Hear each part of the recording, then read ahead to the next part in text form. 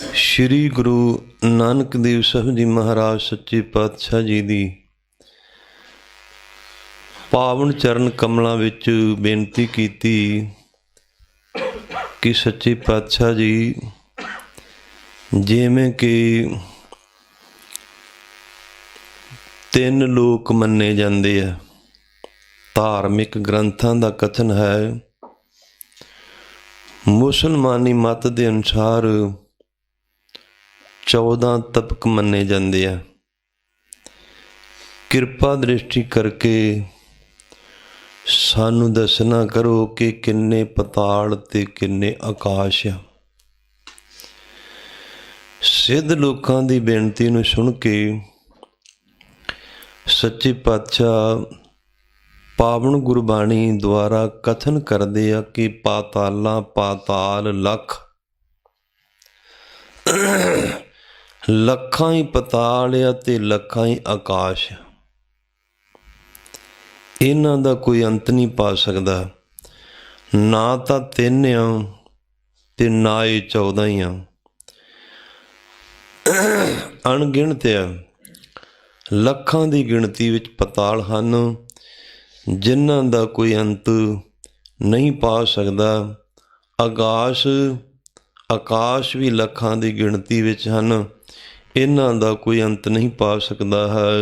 ਓੜਕ ਓੜਕ ਭਾਲ ਥਕੇ।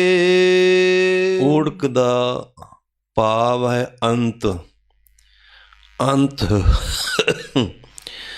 ਪਾਉਂਦੇ ਪਾਉਂਦੇ ਜੀਵ ਥੱਕ ਗਏ ਆ, ਪਰ ਨਾ ਤਾਂ ਕੋਈ ਪਤਾਲ ਦੀ ਗਿਣਤੀ ਕਰ ਸਕਿਆ ਤੇ ਨਾ ਆਕਾਸ਼ ਦੀ ਗਿਣਤੀ ਕਰ ਕਰਕੇ ਥੱਕ ਸਕਿਆ ਹੈ।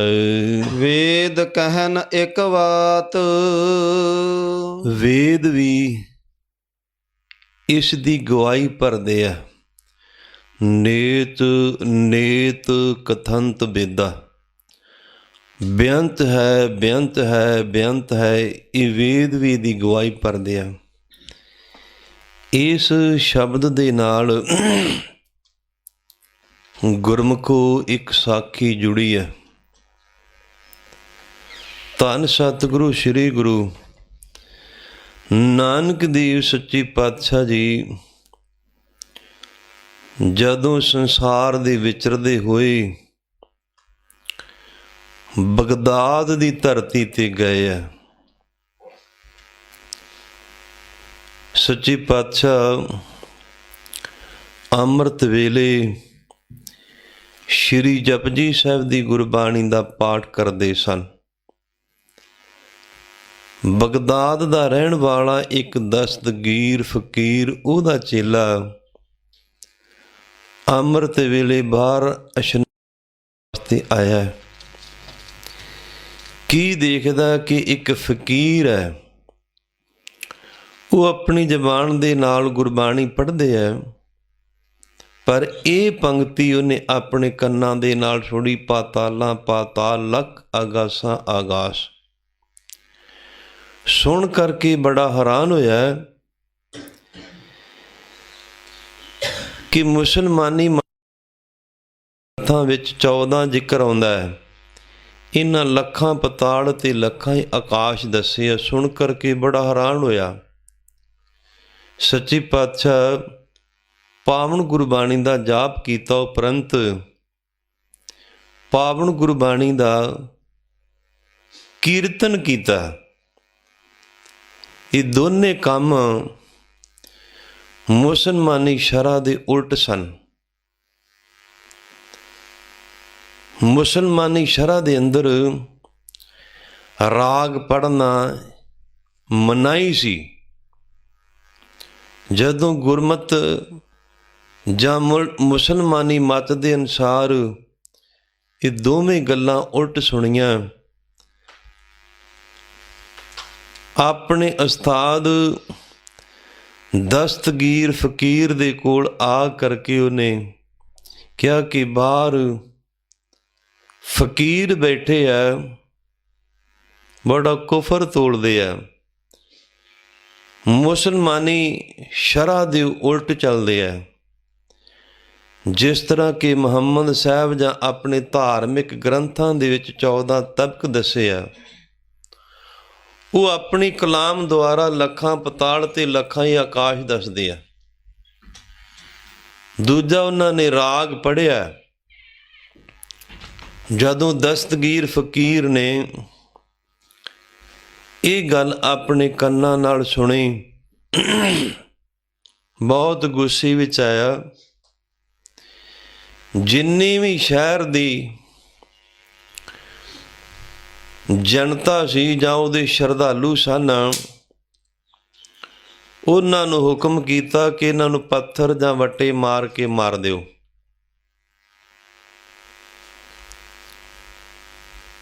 ਫਕੀਰ ਦੇ ਕਹਿਣ ਦੀ ਦੇਰ ਸੀ, ਸਾਰੇ ਸ਼ਹਿਰ ਦੇ ਲੋਕਾਂ ਨੇ ਆਪਣੇ ਹੱਥਾਂ ਵਿੱਚ ਪੱਥਰ ਫੜੇ, ਗੁਰੂ ਨਾਨਕ ਦੇਵ ਸੱਚੇ ਪਾਤਸ਼ਾਹ ਜੀ ਨੂੰ ਪੱਥਰ ਮਾਰਨ ਵਾਸਤੇ ਗਏ। ਮੁਸਲਮਾਨੀ ਮੱਤ ਦੀ ਇੱਕ ਹੀ ਸਜ਼ਾ ਹੈ ਕਿ ਜਿਸ ਬੰਦੇ ਨੇ ਕੋਈ ਅਪਰਾਧ ਕੀਤਾ ਹੋਵੇ ਤੇ ਉਹਨੂੰ ਪੱਥਰ ਮਾਰਦੇ ਆ, ਪੱਥਰ ਮਾਰ ਮਾਰ ਕੇ ਮਾਰ ਦਿੰਦੇ। ਅੱਜ ਵੀ ਉਹਨਾਂ ਦੀ ਸ਼ਰ੍ਹਾ ਦਾ ਇੱਕ ਕਾਨੂੰਨ ਆ। ਪਰ ਜਦੋਂ ਬਗਦਾਦ ਸ਼ਹਿਰ ਦੇ ਲੋਕ ਸ਼੍ਰੀ ਗੁਰੂ ਨਾਨਕ ਦੇਵ ਸੱਚੇ ਪਾਤਸ਼ਾਹ ਜੀ ਨੂੰ ਪੱਥਰ ਮਾਰਨ ਵਾਸਤੇ ਗਏ, ਹੱਥ ਵਿੱਚ ਪੱਥਰ ਆ, ਪੱਥਰ ਵਾਲਾ ਹੱਥ ਉੱਪਰ ਨੂੰ ਕਰਕੇ ਗੁਰੂ ਨਾਨਕ ਦੇਵ ਸੱਚੇ ਪਾਤਸ਼ਾਹ ਨੂੰ ਮਾਰਨ ਲੱਗੇ। ਹੱਥ ਤਾਂ ਗਿਆ ਪਰ ਥੱਲੇ ਨਹੀਂ ਆਇਆ।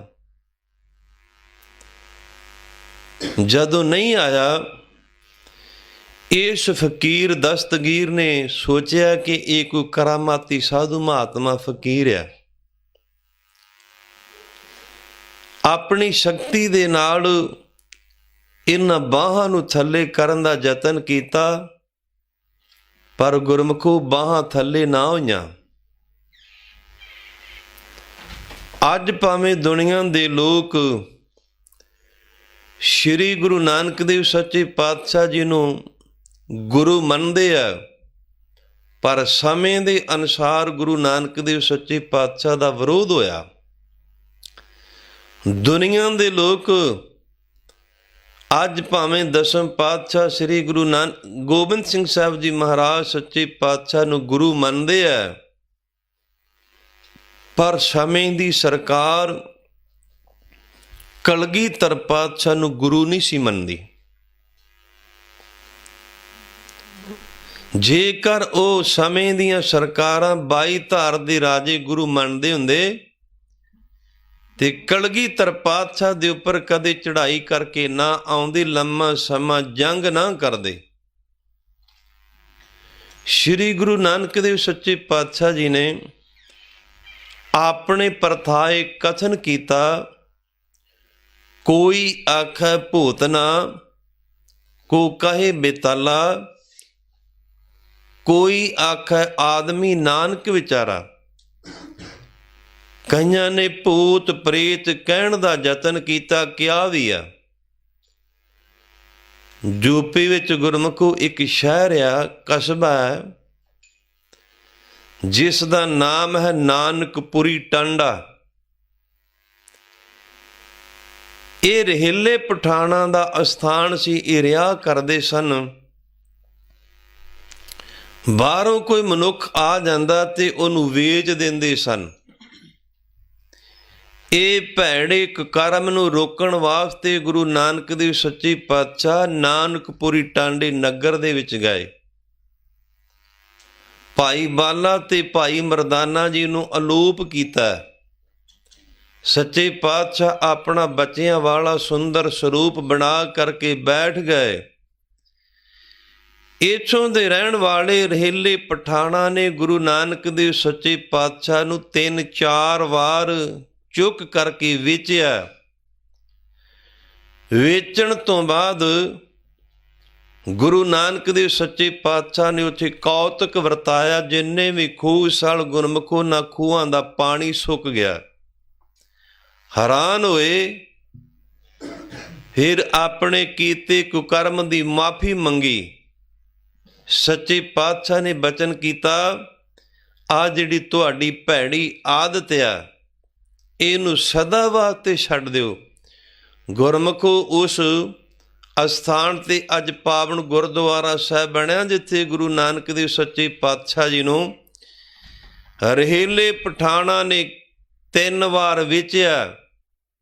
ਸਮੇਂ ਦੀ ਸਰਕਾਰ, ਸਮੇਂ ਦਾ ਹਾਕਮ ਗੁਰੂ ਨਾਨਕ ਦੇਵ ਸੱਚੇ ਪਾਤਸ਼ਾਹ ਨੂੰ ਗੁਰੂ ਨਹੀਂ ਸੀ ਮੰਨਦਾ।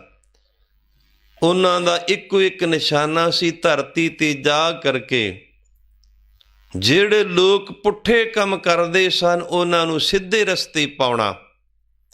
ਅਨੇਕਾਂ ਮੁਸ਼ਕਲਾਂ ਦਾ ਸਾਹਮਣਾ ਕਰਨਾ ਪਿਆ, ਜ਼ਿੰਦਗੀ ਦੇ ਵਿੱਚ ਮੁਸੀਬਤਾਂ ਦਾ ਸਾਹਮਣਾ ਕਰਨਾ ਪਿਆ।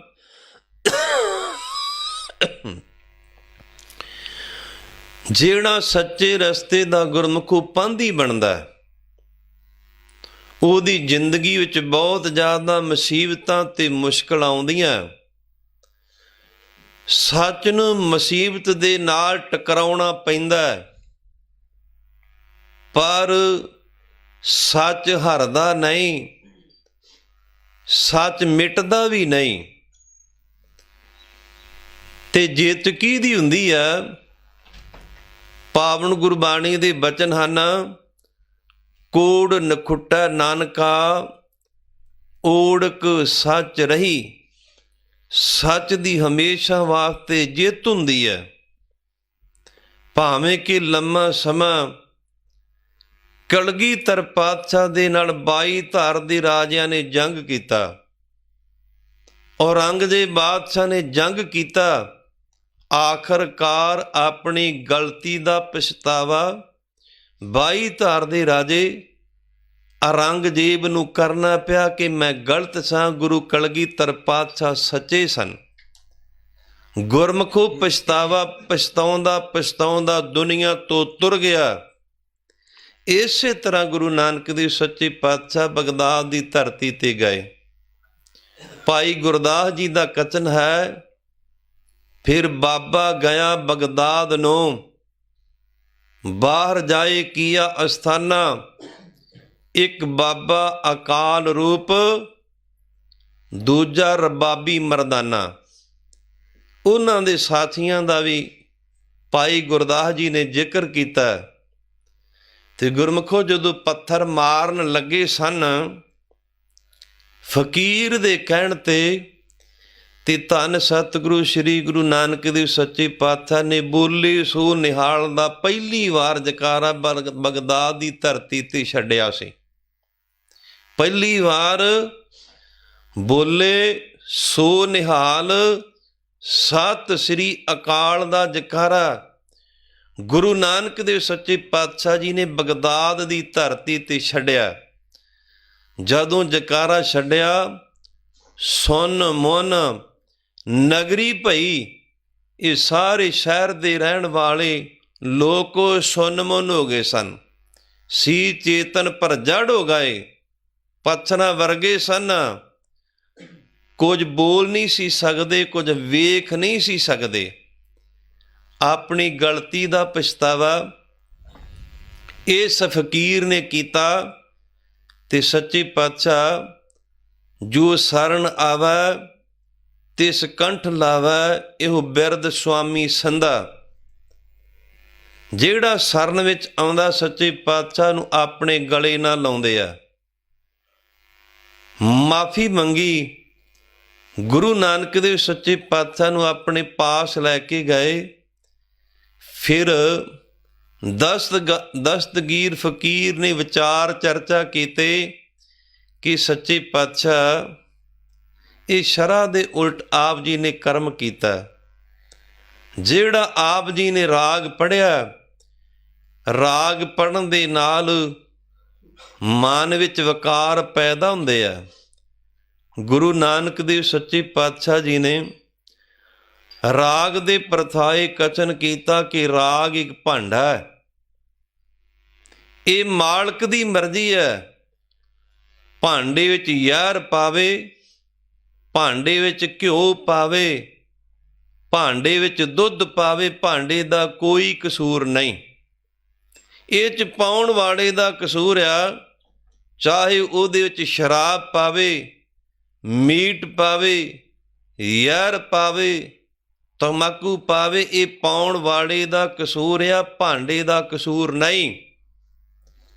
ਸੱਚੇ ਪਾਤਸ਼ਾਹ ਨੇ ਬਚਨ ਕੀਤਾ ਕਿ ਰਾਗ ਇੱਕ ਭਾਂਡਾ ਹੈ। ਦੁੱਧ ਕੀ ਪਾਉਣਾ, ਪਰਮੇਸ਼ਰ ਦੀ ਵਡਿਆਈ ਦੇ ਗੀਤ ਗਾਉਣੇ, ਪਰਮੇਸ਼ਰ ਦੀ ਵਡਿਆਈ ਰਾਗ ਦੁਆਰਾ ਕਰਨੀ। ਗੁਰਮੁਖੋ ਇਹ ਅੰਮ੍ਰਿਤ ਆ, ਅੰਮ੍ਰਿਤ ਬਾਣੀ ਦਾ ਕੀਰਤਨ ਕਰਨਾ, ਇਹ ਪਰਮੇਸ਼ਰ ਦੀ ਪ੍ਰਾਪਤੀ ਹੁੰਦੀ ਆ। ਜ਼ਹਿਰ ਕੀ ਆ ਗੁਰਮੁਖੋ, ਆ ਜਿਹੜੇ ਲੱਚਰ ਗੀਤ ਆ ਪੜ੍ਹਦੇ ਗਾਉਂਦੇ ਇਹ ਵੀ ਰਾਗਾਂ ਵਿੱਚ ਆ, ਪਰ ਉਹ ਰਾਗ ਦਾ ਕੀ ਕਸੂਰ ਆ ਜਦੋਂ ਜੀਵ ਗੰਦੇ ਗੀਤ ਗਾਵੇਗਾ। ਰਾਗ ਗੁਰਮੁਖੋ ਇੱਕ ਭਾਂਡਾ ਹੈ, ਭਾਂਡੇ ਦੇ ਨਾਲ, ਰਾਗ ਦੇ ਨਾਲ ਪਰਮੇਸ਼ਰ ਦੀ ਜਸ ਵਡਿਆਈ ਕਰਨੀ, ਪਰਮੇਸ਼ਰ ਦੀਆਂ ਖੁਸ਼ੀਆਂ ਪ੍ਰਾਪਤ ਕਰਨੀਆਂ। ਜ਼ਹਿਰ ਗੰਦੇ ਗੀਤ ਗਾਉਣੇ, ਗੰਦੇ ਗੀਤ ਸੁਣਨੇ, ਇਹ ਜ਼ਹਿਰ ਦੀ ਨਿਆਈ ਆ, ਰਾਗ ਦਾ ਕੀ ਕਸੂਰ ਆ। ਇਸ ਕਰਕੇ ਸੱਚੇ ਪਾਤਸ਼ਾਹ ਨੇ ਦਸਤਗੀਰ ਫਕੀਰ ਦਾ ਰਾਗ ਵਾਲਾ ਗੁਰਮੁਖੋ ਸ਼ੰਕਾ ਨਿਵਰਤ ਕੀਤਾ, ਦੂਰ ਕੀਤਾ। ਦੂਜਾ ਸਵਾਲ ਕਿ ਸੱਚੇ ਪਾਤਸ਼ਾਹ ਆਪ ਜੀ ਨੇ ਲੱਖਾਂ ਪਤਾਲ ਤੇ ਲੱਖਾਂ ਆਕਾਸ਼ ਦਿੱਤੇ ਆ। ਮੁਸਲਮਾਨੀ ਮਤ ਦੇ ਅਨੁਸਾਰ 14 ਤਬਕ ਦੱਸੇ ਜਾਂਦੇ ਆ। ਗੁਰੂ ਨਾਨਕ ਦੇਵ ਸੱਚੇ ਪਾਤਸ਼ਾਹ ਜੀ ਨੇ ਬਚਨ ਕੀਤਾ, ਜਿੰਨੀ ਕੁ ਪਰਮੇਸ਼ਰ ਨੇ ਕਿਸੇ ਨੂੰ ਸੋਝੀ ਬਖਸ਼ੀ ਆ, ਜਿੱਥੋਂ ਤੱਕ ਜੀਵ ਦੀ ਕਿਸੇ ਦੀ ਪਹੁੰਚ ਹੁੰਦੀ ਆ ਉੱਥੋਂ ਤੱਕ ਉਹ ਦੱਸ ਸਕਦਾ। ਜਿਸ ਤਰ੍ਹਾਂ ਕਿ ਦਸਮ ਪਾਤਸ਼ਾਹ ਦੀ ਪਾਵਨ ਰਸਨਾ ਦੇ ਬਚਨ ਹਨ, ਆਪ ਆਪਣੀ ਬੁੱਧ ਹੈ ਜੇਤੀ, ਵਰਨਤ ਭਿੰਨ ਭਿੰਨ ਤੁਹੇ ਤੇਤੀ। ਜਿੰਨੀ ਕਿਸੇ ਦੀ ਪਹੁੰਚ ਹੁੰਦੀ ਆ ਉੱਥੋਂ ਤੱਕ ਹੀ ਦੁਨੀਆ ਦੇ ਲੋਕਾਂ ਨੂੰ ਦੱਸ ਸਕਦਾ। ਤੁਹਾਡੇ ਜਿਹੜੇ ਪੀਰ ਪਕੰਬਰ ਸਨ ਉਹਨਾਂ ਦੀ 14 ਤਬਕਾਂ ਤੱਕ ਪਹੁੰਚਿਆ, ਉਹਨਾਂ ਨੇ 14 ਦੱਸਿਆ, ਪਰ ਨਹੀਂ, ਇਹ 3 ਵੀ ਨਹੀਂ, ਇਹ 14 ਵੀ ਨਹੀਂ, ਲੱਖਾਂ ਪਤਾਲ ਤੇ ਲੱਖਾਂ ਆਕਾਸ਼ ਆ। ਸੱਚੇ ਪਾਤਸ਼ਾਹ ਜੀ ਦੇ ਚਰਨਾਂ ਵਿੱਚ ਬੇਨਤੀ ਕੀਤੀ ਕਿ ਸੱਚੇ ਪਾਤਸ਼ਾਹ ਸਾਨੂੰ ਦਿਖਾਓ। ਸ਼੍ਰੀ ਗੁਰੂ ਨਾਨਕ ਦੇਵ ਸੱਚੇ ਪਾਤਸ਼ਾਹ ਜੀ ਨੇ ਕਿਹਾ ਕਿ ਚਲੋ ਸਾਡੇ ਨਾਲ, ਅਸੀਂ ਤੁਹਾਨੂੰ ਦਿਖਾਉਣੇ ਆ। ਦਸਤਗੀਰ ਫਕੀਰ ਨੇ ਗੁਰੂ ਨਾਨਕ ਦੇਵ ਸੱਚੇ ਪਾਤਸ਼ਾਹ ਨੂੰ ਬੇਨਤੀ ਕੀਤੀ ਕਿ ਸੱਚੇ ਪਾਤਸ਼ਾਹ ਮੇਰੇ ਬੇਟੇ ਨੂੰ ਨਾਲ ਲੈ ਜਾਓ। ਗੁਰੂ ਨਾਨਕ ਦੇਵ ਸੱਚੇ ਪਾਤਸ਼ਾਹ ਉੱਥੇ ਖਲੋਤੇ ਆ, ਉਹਦੇ ਬੇਟੇ ਦੇ ਸਿਰ ਦੇ ਉੱਪਰ ਹੱਥ ਧਰਿਆ। ਗੁਰਮੁਖੋ ਮਿੰਟਾਂ ਸਕਿੰਟਾਂ ਦੇ ਵਿੱਚ ਲੱਖਾਂ ਪਤਾਲ ਤੇ ਲੱਖਾਂ ਆਕਾਸ਼ ਦਿਖਾਏ ਆ।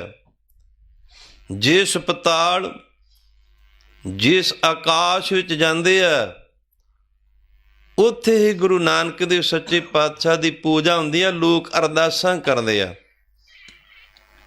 ਕੜਾਹ ਪ੍ਰਸ਼ਾਦ ਦੀ ਦੇਗ ਵਰਤਾਉਂਦੇ ਆ।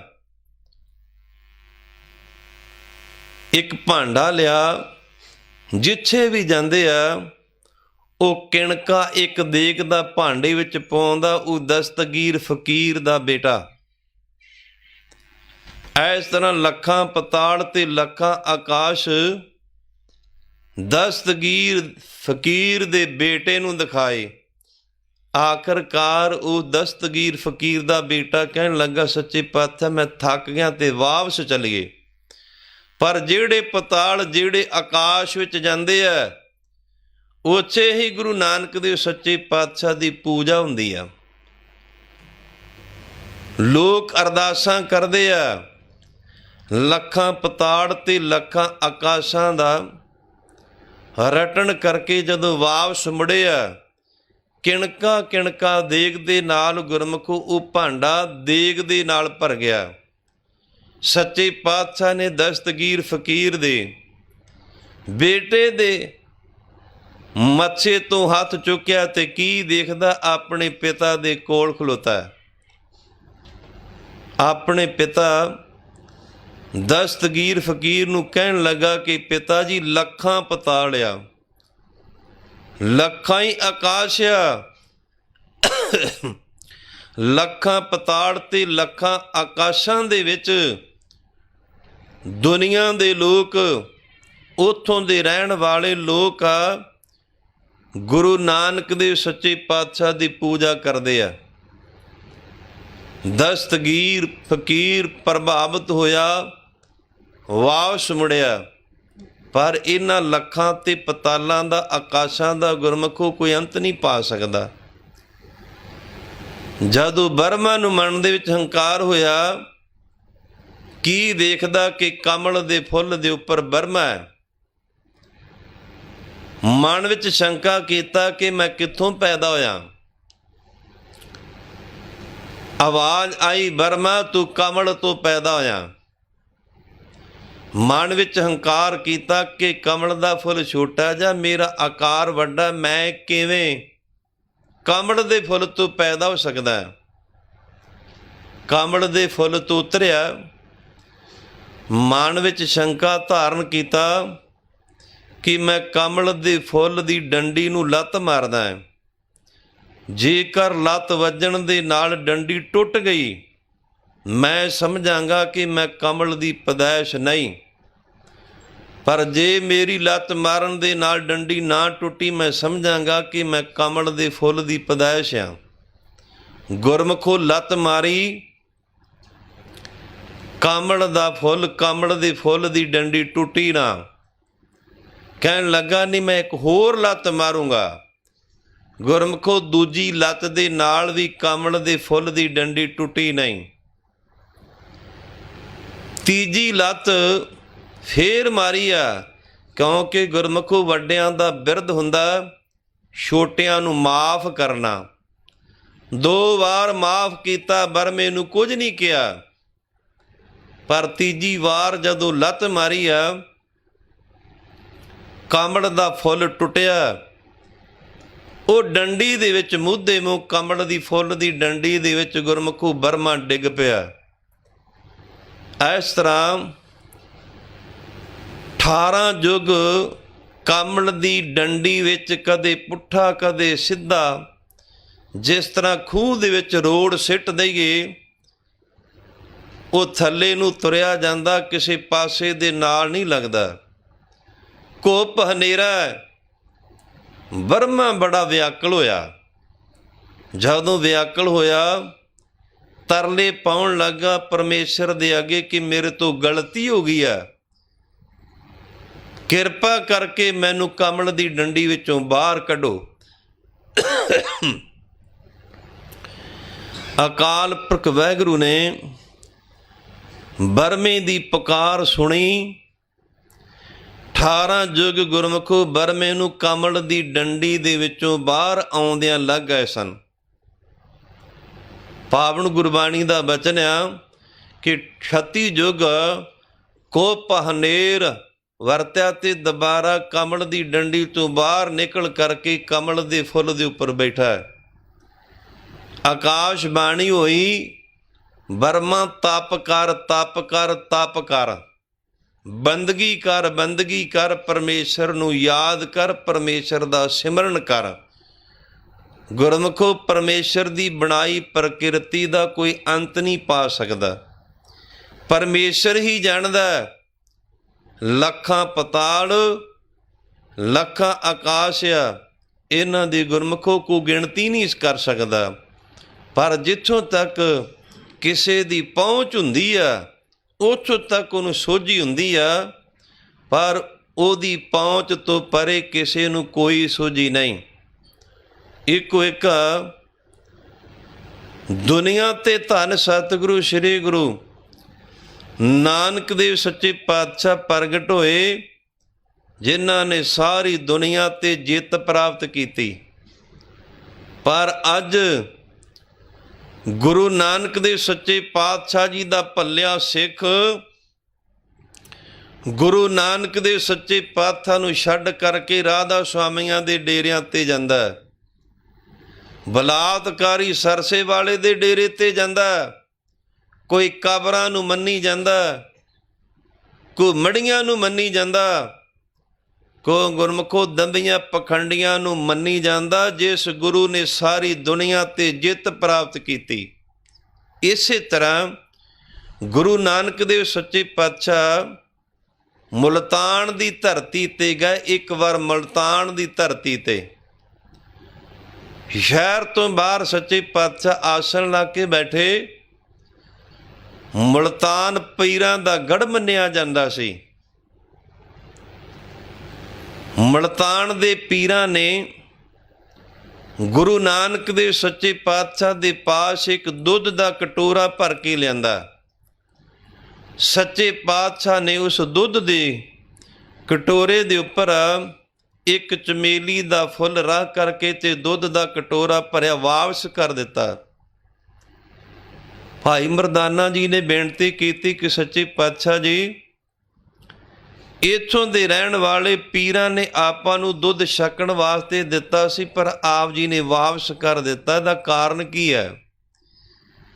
ਗੁਰੂ ਨਾਨਕ ਦੇਵ ਸੱਚੇ ਪਾਤਸ਼ਾਹ ਕਹਿਣ ਲੱਗੇ, ਭਾਈ ਮਰਦਾਨਿਆ, ਇਹਨਾਂ ਪੀਰਾਂ ਨੇ ਆਪਾਂ ਨੂੰ ਦੁੱਧ ਪੀਣ ਵਾਸਤੇ ਨਹੀਂ ਦਿੱਤਾ, ਉਹਨਾਂ ਸਵਾਲ ਕੀਤਾ। ਜਿਹੋ ਜਿਹਾ ਉਹਨਾਂ ਨੇ ਗੁੱਝਾ ਸਵਾਲ ਕੀਤਾ ਤੇ ਅਸੀਂ ਉਹੋ ਜਿਹਾ ਉਹਨਾਂ ਨੂੰ ਜਵਾਬ ਦਿੱਤਾ। ਸੱਚੇ ਪਾਤਸ਼ਾਹ ਕੀ ਸਵਾਲ ਕੀਤਾ ਹੈ? ਭਾਈ ਮਰਦਾਨਿਆ, ਸਵਾਲ ਇਹ ਸੀ ਕਿ ਜਿਸ ਤਰ੍ਹਾਂ ਦੁੱਧ ਦਾ ਕਟੋਰਾ ਭਰਿਆ, ਇਸੇ ਤਰ੍ਹਾਂ ਮੁਲਤਾਨ ਪੀਰਾਂ ਦੇ ਨਾਲ ਭਰਿਆ, ਤੁਹਾਨੂੰ ਰਹਿਣ ਵਾਸਤੇ ਇੱਥੇ ਕੋਈ ਜਗ੍ਹਾ ਨਹੀਂ। ਤੇ ਸੱਚੇ ਪਾਤਸ਼ਾਹ ਆਪ ਜੀ ਨੇ ਕੀ ਜਵਾਬ ਦਿੱਤਾ ਕਿ ਜਿਸ ਤਰ੍ਹਾਂ ਦੁੱਧ ਦੇ ਕਟੋਰੇ ਦੇ ਉੱਪਰ ਚਮੇਲੀ ਦਾ ਫੁੱਲ ਤਰਦਾ, ਅਸੀਂ ਤੁਹਾਨੂੰ ਪਰੇਸ਼ਾਨ ਨਹੀਂ ਕਰਾਂਗੇ, ਤੁਹਾਡੇ ਤੇ ਜਿੱਤ ਪ੍ਰਾਪਤ ਕਰਕੇ ਉੱਪਰ ਦੀ ਤਰ ਕਰਕੇ ਮੁਲਤਾਨ ਤੋਂ ਅੱਗੇ ਜਾਵਾਂਗੇ। ਸਾਡਾ ਇਹ ਜਵਾਬ ਸੀ। ਜਿਸ ਤਰ੍ਹਾਂ ਚਮੇਲੀ ਦੇ ਫੁੱਲ ਨੇ ਦੁੱਧ ਦੇ ਵਿੱਚ ਸੁਗੰਧੀ ਭਰ ਦਿੱਤੀ ਆ, ਇਸ ਤਰ੍ਹਾਂ ਤੁਹਾਡੇ ਅੰਦਰ ਤੁਹਾਡੀਆਂ ਸ਼ਕਤੀਆਂ ਦਾ ਹੰਕਾਰ ਆ, ਅਸੀਂ ਭਗਤੀ ਦੀ ਸੁਗੰਧੀ ਭਰ ਕਰਕੇ ਇੱਥੋਂ ਕੂਚ ਕਰ ਜਾਵਾਂਗੇ, ਇੱਥੇ ਰਵਾਂਗੇ ਨਹੀਂ। ਸੱਚੇ ਪਾਤਸ਼ਾਹ ਨੇ ਜਿਹੋ ਜਿਹਾ ਉਹਨਾਂ ਨੂੰ ਸਵਾਲ ਕੀਤਾ, ਉਹੋ ਜਿਹਾ ਜਵਾਬ ਦਿੱਤਾ। ਵਿਚਾਰ ਚਰਚਾ ਹੋਈ, ਮੁਲਤਾਨ ਦੇ ਪੀਰਾਂ ਦਾ ਹੰਕਾਰ ਤੋੜਿਆ। ਹੰਕਾਰ ਤੋੜ ਕਰਕੇ ਭਗਤੀ ਦੇ ਰਸਤੇ ਤੇ ਚਲਾ ਕਰਕੇ ਸੱਚੇ ਪਾਤਸ਼ਾਹ ਅੱਗੇ ਆਪਣੀ ਮੰਜ਼ਿਲ ਵੱਲ ਨੂੰ ਵਧਿਆ। ਗੁਰੂ ਨਾਨਕ ਦੇਵ ਸੱਚੇ ਪਾਤਸ਼ਾਹ ਜਿੱਥੇ ਵੀ ਗਏ, ਹੰਕਾਰੀਆਂ ਦਾ ਹੰਕਾਰ ਤੋੜਿਆ, ਸਿੱਧੇ ਰਸਤੇ ਤੇ ਪਾ ਕਰਕੇ ਗੁਰੂ ਨਾਨਕ ਦੇਵ ਸੱਚੇ ਪਾਤਸ਼ਾਹ ਸਾਰੀ ਧਰਤੀ ਦਾ ਰਟਣ ਕੀਤਾ। ਤੇ ਇੱਥੇ ਅੱਜ ਕੀ ਹੁੰਦਾ? ਗੁਰੂ ਨਾਨਕ ਦੇਵ ਸੱਚੇ ਪਾਤਸ਼ਾਹ ਦੇ ਦਰ ਕਰ ਨੂੰ ਛੱਡ ਕਰਕੇ ਅੱਜ ਗੁਰੂ ਨਾਨਕ ਦੇਵ ਸੱਚੇ ਪਾਤਸ਼ਾਹ ਦਾ ਸਿੱਖ ਪੀਰਾਂ ਦਾ ਪੁਜਾਰੀ ਬਣ ਗਿਆ, ਕਬਰਾਂ ਦਾ ਪੁਜਾਰੀ ਬਣ ਗਿਆ, ਦੰਬੀ ਤੇ ਪਖੰਡੀਆਂ ਦਾ ਪੁਜਾਰੀ ਬਣ ਗਿਆ। ਗੁਰੂ ਨਾਨਕ ਦੇਵ ਸੱਚੇ ਪਾਤਸ਼ਾਹ ਦੁਨੀਆ ਦੇ ਗੁਰੂ ਆ, ਸਿੱਖਾਂ ਦੇ ਗੁਰੂ ਨਹੀਂ, ਉਹ ਵਿਸ਼ਵ ਭਰ ਦੇ ਲੋਕਾਂ ਦੇ ਗੁਰੂ ਆ। ਕਿਉਂ? ਦੁਨੀਆ ਤੇ 4 ਵਰਨ ਤੇ ਸੱਚੇ ਪਾਤਸ਼ਾਹ ਨੇ ਆਪਣੇ ਘਰ ਦੇ 4 ਦਰਵਾਜ਼ੇ ਬਣਾਏ ਆ। ਖੱਤਰੀਆਂ ਵਾਸਤੇ ਦਰਵਾਜ਼ਾ ਵੱਖਰਾ ਨਹੀਂ, ਬ੍ਰਾਹਮਣਾਂ ਵਾਸਤੇ ਕੋਈ ਦਰਵਾਜ਼ਾ ਵੱਖਰਾ ਨਹੀਂ, ਵੈਸਾਂ ਵਾਸਤੇ ਕੋਈ ਵੱਖਰਾ ਨਹੀਂ, ਤੇ ਗੁਰਮੁਖੋ ਸ਼ੂਦਰਾਂ ਵਾਸਤੇ ਕੋਈ ਵੱਖਰਾ ਨਹੀਂ। ਗੁਰੂ ਨਾਨਕ ਦੇਵ ਸੱਚੇ ਪਾਤਸ਼ਾਹ ਦੇ ਅਵਤਾਰ ਧਾਰਨ ਤੋਂ ਪਹਿਲਾਂ ਬ੍ਰਾਹਮਣਾਂ ਦੇ ਨਿਯਮ ਹੋਰ ਸਨ, ਖੱਤਰੀਆਂ ਦੇ ਹੋਰ ਸਨ, ਵੈਸਾਂ ਤੇ ਸ਼ੂਦਰਾਂ ਦੇ ਵੱਖਰੇ ਸਨ। ਪਰ ਗੁਰੂ ਨਾਨਕ ਦੇਵ ਸੱਚੇ ਪਾਤਸ਼ਾਹ ਨੇ ਸਾਰੇ ਵਰਨਾਂ ਨੂੰ ਸਾਂਝਾ ਇੱਕੋ ਜਿਹਾ ਉਪਦੇਸ਼ ਦਿੱਤਾ। ਖੱਤਰੀ, ਬ੍ਰਾਹਮਣ, ਸੂਦ, ਵੈਸ, ਉਪਦੇਸ਼ 4 ਵਰਨਾਂ ਕੋ ਸਾਂਝਾ। ਤੇ ਸੱਚੇ ਪਾਤਸ਼ਾਹ ਇੱਥੇ ਸਿੱਧ ਲੋਕਾਂ ਨੂੰ ਸੋਝੀ ਦਿੰਦੇ ਹੋਏ, ਉਹਨਾਂ ਦੇ ਸ਼ੰਕੇ ਦਾ ਜਵਾਬ ਦਿੰਦੇ ਹੋਏ ਸੱਚੇ ਪਾਤਸ਼ਾਹ ਕਥਨ ਕਰਦੇ ਆ, ਓੜਕ ਓੜਕ ਭਾਲ ਥੱਕੇ। ਅੰਤ ਪਾਉਂਦੇ ਪਾਉਂਦੇ ਦੁਨੀਆ ਦੇ ਲੋਕ ਥੱਕ ਗਿਆ, ਪਰ ਪਰਮੇਸ਼ਰ ਦੀ ਪ੍ਰਕਿਰਤੀ ਦਾ ਅੰਤ ਨਹੀਂ ਆਇਆ। ਵੇਦ ਕਹਿਣ ਇੱਕ ਬਾਤ, ਜਿਹੜੇ ਸਨਾਤਨ ਮਤ ਦੇ 4 ਗ੍ਰੰਥ 4 ਵੇਦ ਆ, ਜਿਹੜੇ ਬਰਮਾ ਨੇ ਰਚੇ ਆ, ਉਹ ਵੇਦ ਵੀ ਅਕਾਲ ਪੁਰਖ ਵਾਹਿਗੁਰੂ ਨੂੰ ਬੇਅੰਤ ਬੇਅੰਤ ਤੇ ਇੱਕ ਦੱਸਦੇ ਹਨ। ਸਹਸ 18 ਕਹਿਨ ਕਤੇਬਾ। ਇਹ ਸਿੱਧ ਲੋਕੋ ਸਹਿਸ ਕਹਿੰਦੇ 1000 ਨੂੰ। ਮੁਸਲਮਾਨੀ ਮਤ ਦੇ ਵਿੱਚ 18,000 ਵਿਦਵਾਨ ਹੋਇਆ। ਮੁਸਲਮਾਨੀ ਮਤ ਦਾ ਕਥਨ ਆ। ਸਹਿਸ 18 ਕਹਿਨ ਕਤੇਬਾ, ਉਹਨਾਂ ਦੀਆਂ ਜਿਹੜੀਆਂ ਧਾਰਮਿਕ ਗ੍ਰੰਥ ਆ, ਧਾਰਮਿਕ ਪੁਸਤਕਾਂ, ਧਾਰਮਿਕ ਕਿਤਾਬਾਂ, 18,000 ਉਹਨਾਂ ਦੇ ਜਿਹੜੇ ਵਿਦਵਾਨ ਹੋਏ ਆ। ਜਿਸ ਤਰ੍ਹਾਂ ਕਿ ਕਰਾਮ ਆ, ਅੰਜੀਲ ਆ, ਤੰਬੂਰ ਆ, ਤੌਰੇਤ ਆ। ਇਸੇ ਤਰ੍ਹਾਂ ਜਿਹੜੀ ਈਸਾਈ ਮਤ ਦੀ, ਜਿਹਨੂੰ ਬਾਈਬਲ ਕਹਿ ਦਿੰਦੇ ਆ, ਉਹ ਵੀ ਪਰਮੇਸ਼ਰ ਦਾ ਇੱਕ ਕਥਨ ਕਰਦੀ ਹੈ। ਅਸਲੁ ਇਕ ਧਾਤ। ਅਸਲ ਦੇ ਵਿੱਚ ਪਰਮੇਸ਼ਰ ਇੱਕ ਹੈ ਤੇ ਧਾਤ ਕਹਿੰਦੇ ਮਾਇਆ ਹੈ। ਪਰਮੇਸ਼ਰ ਇੱਕ ਆ, ਉਹਦੇ ਤੋਂ ਬਿਨਾਂ ਜਿੰਨੀ ਵੀ ਪ੍ਰਕਿਰਤੀ ਉਹ ਪਰਮੇਸ਼ਰ ਦੀ ਮਾਇਆ ਦਾ ਪਸਾਰਾ ਹੈ। ਲੇਖਾ ਹੋਏ ਤਾਂ ਲਿਖੀਐ। ਸੱਚੇ ਪਾਤਸ਼ਾਹ ਫਿਰ ਕੋਈ ਨਾ ਕੋਈ ਤੇ ਹਿਸਾਬ ਕਿਤਾਬ ਪਰਮੇਸ਼ਰ ਦਾ ਹੋਵੇਗਾ। ਤੇ ਸੱਚੇ ਪਾਤਸ਼ਾਹ ਗੁਰੂ ਨਾਨਕ ਦੇਵ ਸਾਹਿਬ ਜੀ ਮਹਾਰਾਜ ਸਿੱਧਾਂ ਦੇ ਇਹ ਸ਼ੰਕੇ ਨੂੰ ਸੁਣ ਕਰਕੇ ਜਵਾਬ ਦਿੰਦੇ ਆ, ਲੇਖਾ ਹੋਈ ਤਾਂ ਲਿਖੀ ਹੈ। ਜੇਕਰ ਪਰਮੇਸ਼ਰ ਲੇਖੇ ਜੋਖੇ ਵਿੱਚ ਆਉਂਦਾ ਹੋਵੇ ਤੇ ਉਹਨੂੰ ਲਿਖਣਾ ਕਰੀਏ। ਲੇਖੈ ਹੋਏ ਵਿਨਾਸ਼। ਪਰ ਫੇਰ ਵੀ ਅਕਾਲ ਪੁਰਖ ਵਾਹਿਗੁਰੂ ਦਾ ਸਰੂਪ ਗੁਰੂ ਨਾਨਕ ਦੇਵ ਸਾਹਿਬ ਜੀ ਮਹਾਰਾਜ ਕਿਸੇ ਨਾ ਕਿਸੇ ਨੇ ਤੇ ਲਿਖਣ ਦਾ ਯਤਨ ਕੀਤਾ ਹੋਵੇਗਾ ਨਾ। ਤੇ ਸੱਚੇ ਪਾਤਸ਼ਾਹ ਸਿੱਧ ਲੋਕਾਂ ਨੂੰ ਸਮਝਾਉਂਦੇ ਹੋਏ ਕਥਨ ਕਰਦੇ, ਲੇਖਾ ਹੋਏ ਵਿਨਾਸ਼। ਜਿਸ ਜੀਵ ਨੇ ਹੰਕਾਰ ਦੇ ਵਸੀਕਾਰ ਹੋ ਕਰਕੇ ਅਕਾਲ ਪੁਰਖ ਵਾਹਿਗੁਰੂ ਨੂੰ ਲਿਖਣ ਦਾ ਯਤਨ ਕੀਤਾ, ਅੰਤ ਪਾਉਣ ਦਾ, ਲੇਖੇ ਜੋਖੇ ਦਾ ਹਿਸਾਬ ਕਰਨ ਦਾ ਯਤਨ ਕੀਤਾ, ਲੇਖਾ ਹੋਏ ਵਿਨਾਸ਼। ਜਿਸ ਜੀਵ ਨੇ ਹੰਕਾਰ ਦੇ ਵਸੀਕਾਰ ਹੋ ਕਰਕੇ ਲੇਖਾ ਜੋਖਾ ਕਰਨ ਦਾ ਯਤਨ ਕੀਤਾ, ਪਰ ਉਹਦਾ ਆਪਣਾ ਹੀ ਅੰਤ ਹੋ ਗਿਆ ਹੈ। ਨਾਨਕ ਵੱਡਾ ਆਖੀਐ। ਫਿਰ ਅਕਾਲ ਪੁਰਖ ਵਾਹਿਗੁਰੂ ਹੈ ਕਿਹੋ ਜਿਹਾ? ਤੇ ਸੱਚੇ ਪਾਤਸ਼ਾਹ ਇਸ ਪੌੜੀ ਦੀ ਸੰਪੂਰਨਤਾ ਕਰਦੇ ਹੋਏ ਕਥਨ ਕਰਦੇ ਆ, ਨਾਨਕ ਵੱਡਾ ਆਖਿਆ। ਉਹਨੂੰ ਵੱਡਾ ਕਿਹਾ ਜਾਂਦਾ। ਵੱਡੇ ਕੀਆਂ ਵਡਿਆਈਆਂ ਕਿਛ ਕਹਿਣਾ ਕਥਨ ਨਾ ਜਾਏ। ਗਿਆਨ ਧਿਆਨ ਕਿਛ ਕਰਮ ਨਾ ਜਾਣਾ, ਸਾਰ ਨਾ ਜਾਣਾ ਤੇਰੀ। ਸਭ ਤੇ ਵੱਡਾ ਸਤਿਗੁਰ ਨਾਨਕ, ਜਿਨ ਕੱਲ ਰਾਖੀ ਮੇਰੀ। ਇਹ ਸਿੱਧ ਲੋਕੋ ਪਰਮੇਸ਼ਰ ਵੱਡਾ ਹੈ। ਬਸ ਇੰਨਾ ਹੀ ਆਪਾਂ ਕਹਿ ਸਕਦੇ ਹਾਂ ਕਿ ਪਰਮੇਸ਼ਰ ਵੱਡਾ ਹੈ। ਉਹਦਾ ਘਰ ਵੱਡਾ, ਉਹਦਾ ਦਰ ਵੱਡਾ, ਉਹਦੀ ਕਿਰਪਾ ਵੱਡੀ, ਉਹਦੀਆਂ ਬਖਸ਼ਾਂ ਸਾਰੀਆਂ ਹੀ ਵੱਡੀਆਂ ਹਨ।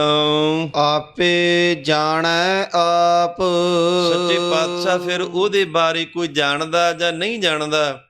ਤੇ ਸੱਚੇ ਪਾਤਸ਼ਾਹ ਸਿੱਧ ਲੋਕਾਂ ਦੀ ਬੇਨਤੀ ਨੂੰ ਸੁਣ ਕਰਕੇ ਕਥਨ ਕਰਦੇ ਕਿ ਉਹ ਆਪਣੇ ਬਾਰੇ ਆਪ ਹੀ ਜਾਣਦਾ, ਉਹਦੇ ਬਾਰੇ ਸੰਪੂਰਨ ਤੌਰ 'ਤੇ ਕੋਈ ਵੀ ਨਹੀਂ ਜਾਣਦਾ। ਗੁਰਮੁਖੋ, ਸ਼੍ਰੀ ਗੁਰੂ ਨਾਨਕ ਦੇਵ ਸੱਚੇ ਪਾਤਸ਼ਾਹ ਦੇ ਅਵਤਾਰ ਧਾਰਨ ਤੋਂ ਪਹਿਲਾਂ ਨੀਚਾਂ ਦੇ ਨਾਲ ਜਿਹੜੇ ਸ਼ੂਦਰ ਲੋਕ ਸਨ ਜਾਂ ਵੈਸ ਲੋਕ ਸਨ, ਉਹਨਾਂ ਨੂੰ ਕਿਤੇ ਧਾਰਮਿਕ ਦੁਆਰੇ 'ਤੇ ਆਉਣ ਦਾ ਹੁਕਮ ਨਹੀਂ ਸੀ। ਉਹ ਆ ਨਹੀਂ ਸੀ ਸਕਦੇ। ਉਹ ਪਰਮੇਸ਼ਰ ਦੀ ਬੰਦਗੀ ਨਹੀਂ ਸੀ ਕਰ ਸਕਦੇ। ਜੇਕਰ ਜ਼ਬਾਨ ਦੇ ਨਾਲ ਪਰਮੇਸ਼ਰ ਦੀ ਬੰਦਗੀ ਕਰਦੇ ਤੇ ਉਹਨਾਂ ਦੀ ਜ਼ਬਾਨ ਕੱਟ ਦਿੱਤੀ ਜਾਂਦੀ ਸੀ। ਜੇਕਰ ਪਰਮੇਸ਼ਰ ਦੀ ਜਸ ਵਡਿਆਈ ਆਪਣੇ ਕੰਨਾਂ ਦੇ ਨਾਲ ਸੁਣਦੇ ਤੇ ਕੰਨਾਂ ਵਿੱਚ ਗੁਰਮੁਖੋ ਸਿੱਕਾ ਢਾਲ ਦਿੱਤਾ ਜਾਂਦਾ ਸੀ। ਸ਼ੂਦਰ ਦੇ ਘਰ ਨਹੀਂ ਸੀ ਕੋਈ ਜਾਂਦਾ। ਸ਼ੂਦਰ ਜੇਕਰ ਕਿਸੇ ਦੇ ਘਰ ਵਿੱਚ ਆਉਂਦਾ, ਉਹ ਸਵਰਨ ਜਾਤੀ ਵਾਲੇ ਲੋਕ ਸਾਰੇ ਘਰ ਨੂੰ ਧੋਇਆ ਕਰਦੇ ਸਨ, ਸੋਚ ਪਵਿੱਤਰਤਾ ਕਰਿਆ ਕਰਦੇ ਸਨ ਕਿ ਸ਼ੂਦਰ ਆ ਗਿਆ, ਇਹਦੇ ਨਾਲ ਸਾਡਾ ਘਰ ਭਿੱਟਿਆ ਗਿਆ। ਜੇਕਰ ਸਰੀਰ ਦੇ ਨਾਲ ਲੱਗ ਜਾਣਾ ਤੇ ਕੱਪੜਿਆਂ ਨੂੰ ਧੋਣਾ ਤੇ ਇਸ਼ਨਾਨ ਕਰਨਾ ਕਿ ਸ਼ੂਦਰ ਦੀ ਲੱਗਣ ਦੇ ਨਾਲ ਮੈਂ ਭਿੱਟਿਆ ਗਿਆ, ਮੇਰੇ ਕੱਪੜੇ ਅਪਵਿੱਤਰ ਹੋ ਗਏ ਆ, ਮੇਰਾ ਸਰੀਰ ਅਪਵਿੱਤਰ ਹੋ ਗਿਆ। ਪਰ ਗੁਰੂ ਨਾਨਕ ਦੇਵ ਸੱਚੇ ਪਾਤਸ਼ਾਹ ਜਦੋਂ ਏਮਨਾਬਾਦ ਦੀ ਧਰਤੀ ਤੇ ਗਏ, ਭਾਈ ਲਾਲੋ ਦੀ ਕੁੱਲੀ ਵਿੱਚ ਗਏ, ਭਾਈ ਲਾਲੋ ਦਾ ਕੋਦਰੇ ਦਾ ਪ੍ਰਸ਼ਾਦਾ ਛਕਿਆ। ਇਸੇ ਹੀ ਸ਼ਹਿਰ ਦੇ ਰਹਿਣ ਵਾਲਾ ਇੱਕ ਮਲਕ ਭਾਗੋ ਜਿਹੜਾ ਬੜਾ ਅਮੀਰ ਆ, ਆਪਣੇ ਘਰ ਦੇ ਵਿੱਚ ਉਹਨੇ ਲੰਗਰ ਕੀਤਾ। ਸਵਰਨ ਜਾਤੀ ਦੇ ਬ੍ਰਾਹਮਣਾਂ ਨੂੰ ਸੱਦਿਆ। ਗੁਰਮੁਖੋ ਜਦੋਂ ਮਲਕ ਭਾਗੋ ਨੂੰ ਪਤਾ ਲੱਗਿਆ ਗੁਰੂ ਨਾਨਕ ਦੇਵ ਸੱਚੇ ਪਾਤਸ਼ਾਹ ਏਮਨਾਬਾਦ ਦੀ ਧਰਤੀ ਤੇ ਆਇਆ ਤੇ ਸੱਦਾ ਘੱਲਿਆ। ਗੁਰੂ ਨਾਨਕ ਦੇਵ ਸੱਚੇ ਪਾਤਸ਼ਾਹ ਆਏ ਨਹੀਂ, 2-3 ਵਾਰ ਮਨੁੱਖ ਘੱਲਿਆ, ਗੁਰੂ ਨਾਨਕ ਦੇਵ ਸੱਚੇ ਪਾਤਸ਼ਾਹ ਆਏ ਨਹੀਂ। ਅਖੀਰ ਤੇ ਕਹਿਣ ਲੱਗਾ ਕਿ ਜ਼ਬਰਦਸਤੀ ਪਕੜ ਕੇ ਲਿਆਓ। ਜਦੋਂ ਮਲਕ ਭਾਗੋ ਦੇ ਨੌਕਰ ਜ਼ਬਰਦਸਤੀ ਲੈਣ ਵਾਸਤੇ ਗਏ ਤੇ ਗੁਰੂ ਨਾਨਕ ਦੇਵ ਸੱਚੇ ਪਾਤਸ਼ਾਹ ਮਲਕ ਭਾਗੋ ਦੇ ਘਰ ਵਿੱਚ ਆਏ। ਹਮੇਸ਼ਾ ਵਾਸਤੇ ਬੰਦੇ ਨੂੰ ਆਪਣੀ ਪਦਵੀ ਦਾ, ਅਮੀਰੀ ਦਾ, ਧਨ ਪਦਾਰਥਾਂ ਦਾ, ਵਡੱਪਣ ਦਾ ਹੰਕਾਰ ਹੁੰਦਾ ਹੈ। ਗੁਰੂ ਨਾਨਕ ਦੇਵ ਸੱਚੇ ਪਾਤਸ਼ਾਹ ਜੀ ਨੂੰ ਮਲਕ ਭਾਗੋ ਨੇ ਕਠੋਰ ਬਚਨ ਕੀਤੇ ਕਿ ਤੁਸੀਂ ਖੱਤਰੀ ਜਾਤੀ ਨੂੰ, ਕੁਲ ਨੂੰ ਦਾਗ ਲਾ ਦਿੱਤਾ। ਸ਼ੂਦਰ ਦੇ ਘਰ ਵਿੱਚ ਜਾ ਕੇ ਠਹਿਰੇ, ਸ਼ੂਦਰ ਦੇ ਘਰ ਦਾ ਪ੍ਰਸ਼ਾਦਾ ਛਕਿਆ, ਖੱਤਰੀ ਕੁਲ ਨੂੰ ਦਾਗ ਲਾਇਆ। ਤੇ ਸੱਚੇ ਪਾਤਸ਼ਾਹ ਨੇ ਜਵਾਬ ਦਿੱਤਾ, ਜਿਹੜੇ ਤੇਰੀ ਕਿਰਤ ਆ ਜਿਹੜੇ ਤੇਰੇ 36 ਪ੍ਰਕਾਰ ਦੇ ਪਦਾਰਥ ਆ, ਇਹਨਾਂ ਵਿੱਚ ਖੂਨ ਆ, ਜਿਹੜੇ ਮਲਕ ਭਾਗੋ ਦੇ ਕੋਦਰੇ ਦੇ ਪ੍ਰਸ਼ਾਦੇ ਆ ਉਹਨਾਂ ਦੇ ਵਿੱਚ ਦੁੱਧ ਆ। ਹੈਰਾਨ ਹੋ ਕਰਕੇ ਪੁੱਛਿਆ, ਬੜੀ ਸੁੱਚ ਪਵਿੱਤਰਤਾ ਦੇ ਨਾਲ ਤਿਆਰ ਕੀਤੇ ਆ, ਇਹਨਾਂ ਦੇ ਵਿੱਚ ਖੂਨ ਕਿਸ ਤਰ੍ਹਾਂ ਆ ਗਿਆ? ਸੱਚੇ ਪਾਤਸ਼ਾਹ ਕਹਿਣ ਲੱਗੇ, ਇਹਨਾਂ ਮਾਲ ਪੂੜਿਆਂ ਵਿੱਚ ਕਾਮ ਆ, ਕ੍ਰੋਧ ਆ, ਲੋਭ ਹੈ, ਮੋਹ ਤੇ ਹੰਕਾਰ ਆ, ਇਹਦੇ ਵਿੱਚ ਤੇਰੀ ਪ੍ਰਜਾ ਦਾ ਖੂਨ ਆ। ਤੂੰ ਪ੍ਰਜਾ ਨੂੰ ਪਰੇਸ਼ਾਨ ਕਰਕੇ ਧੱਕੇ ਦੇ ਨਾਲ ਧਨ ਪਦਾਰਥ ਇਕੱਠੇ ਕੀਤੇ ਆ। ਤੇ ਸੱਚੇ ਪਾਤਸ਼ਾਹ ਗੁਰੂ ਨਾਨਕ ਦੇਵ ਸੱਚੇ ਪਾਤਸ਼ਾਹ ਜੀ ਨੇ ਭਾਈ ਲਾਲੋ ਜੀ ਨੂੰ ਬਚਨ ਕੀਤਾ ਕਿ ਭਾਈ ਲਾਲੋ, ਆਪਣੇ ਘਰ ਦੇ ਵਿੱਚੋਂ ਰਾਤ ਦੇ ਜਿਹੜੇ ਕੋਦਰੇ ਦੇ ਪ੍ਰਸ਼ਾਦੇ ਉਹ ਲਿਆ। ਗੁਰੂ ਨਾਨਕ ਦੇਵ ਸੱਚੇ ਪਾਤਸ਼ਾਹ ਦਾ ਬਚਨ ਮੰਨ ਕੇ ਭਾਈ ਲਾਲੋ ਆਪਣੇ ਘਰ ਵਿੱਚ ਗਿਆ ਤੇ ਕੋਦਰੇ ਦੇ ਪ੍ਰਸ਼ਾਦੇ ਲਿਆਂਦੇ ਆ। ਇੱਕ ਹੱਥ ਦੇ ਵਿੱਚ ਗੁਰੂ ਨਾਨਕ ਦੇਵ ਸੱਚੇ ਪਾਤਸ਼ਾਹ ਜੀ ਨੇ ਮਲਕ ਭਾਗੋ ਦੇ ਪੂੜਿਆਂ ਨੂੰ ਲਿਆ, ਦੂਜੇ ਹੱਥ ਵਿੱਚ ਗੁਰੂ ਨਾਨਕ ਦੇਵ ਸੱਚੇ ਪਾਤਸ਼ਾਹ ਨੇ ਭਾਈ ਲਾਲੋ ਦੀ ਸੱਚੀ ਤੇ ਸੁੱਚੀ ਕਿਰਤ ਦੇ ਕੋਦਰੇ ਦੇ ਪ੍ਰਸ਼ਾਦਿਆਂ ਨੂੰ ਲਿਆ।